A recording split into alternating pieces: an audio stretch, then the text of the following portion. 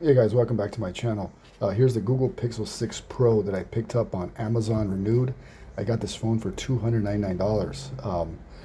And You can get it between 350 to 400 depending on the condition. This one was actually acceptable condition, and every phone that I bought on Amazon in acceptable condition has been nothing but immaculate. So let's go ahead and see what's inside this box here. Now, I was going to get the Pixel 7, but I ended up getting the 6 Pro. I actually put my data in here already, so everything's ready to go. The reason I got the Pixel 6 Pro is because this is a $900 phone. It's a $900 phone that you can get today for, $300, $350. So which one is better? For me, I'd rather get the better value. With this phone, you're going to get the extra camera, which is the I believe this one has the 4x zoom, which will zoom up to about 20 times. And so the zoom for me is a major win. I wish the 6A had the zoom. If the 6A had the zoom, I would say that the 6A is probably the best phone of 2022. But since the 6A didn't have the zoom, I said that the best phone of last year was the Z Flip 4. Now, this phone in itself, man, wow. Look at the screen on this thing. This thing is beautiful. It's a 6.7 Quad HD. It's an OLED. It's got some heft to it. I really wanted to get the white one, but I settled with the black one just because the black one was $30 or $40 less than the white one. And I'm not going to go ahead and buy a phone just because I prefer a color, because at the end of the day, you're going to put a case on it anyway. And speaking of cases, I actually ended up buying a case. So let me go ahead and slap this $4 case that I just bought as well. So here's the case that I bought. It is a $4 case. I got this as well on Amazon. I always say, if you're going to buy a phone, buy a case and make sure that they both arrive at the same time. That way, when the phone gets here and the case gets here, you're not going to have to worry about dropping the phone.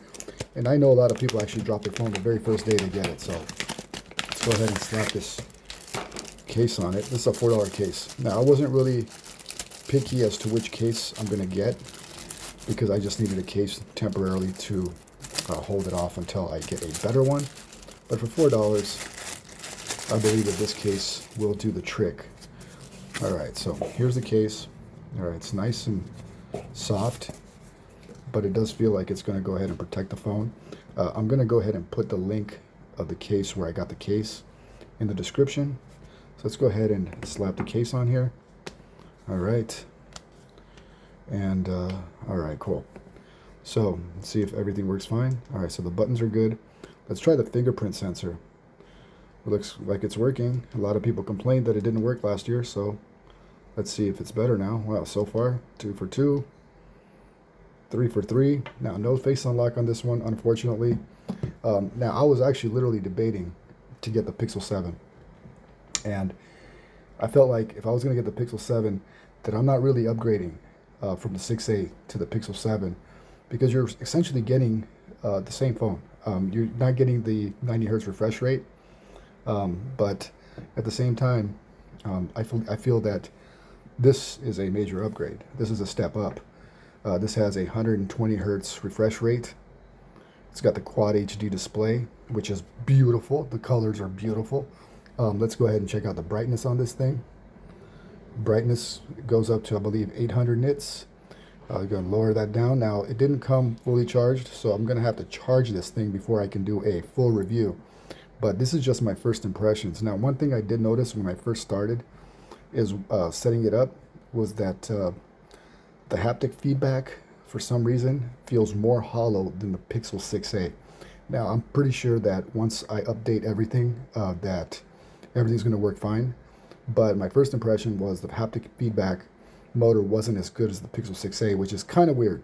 But I'm sure that has to do a lot with software. So all in all, man, I think this phone's really heavy. This has some definite heft to it. The case is going to keep it, safe for now. Now, if you see that the edges are bleeding over here, so I'm definitely going to have to get a screen protector. Because if you drop this thing, and I'm not sure how much protection this is going to give me from a drop. But let's just go ahead and look at it this way. All right, so that looks like there is some protection there, but hopefully you're not going to drop it on concrete where there's rocks or anything like that. So try not to drop it. If you do get one of these, get a case. And I will order a screen protector. And now, screen protectors on devices like this are hard to find because it is curved. So to get a hard one, which is a tempered glass one, I don't like the soft TPU ones. They're impossible to put on.